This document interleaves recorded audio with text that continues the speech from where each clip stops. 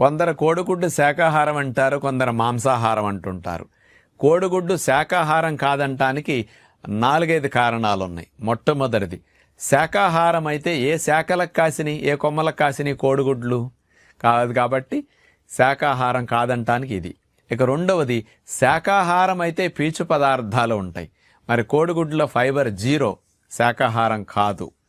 ఇక మూడవది, శాకాహారాల్లో కొలెస్ట్రాల్ ఉండదు, మరి కోడిగుడ్డు మాంసాహారం కాబట్టి అందులో కొలెస్ట్రాల్ 220 మిల్లీగ్రామ్స్ ఉంటుంది, కాబట్టి ఇది కూడా శాకాహారం కాదంటానికి ఆధారం. నాలుగవది, శాకాహారం అన్నిట్లో కార్బోహైడ్రేట్స్ ఉంటాయి, మాంసాహారాల్లో ఉండవు.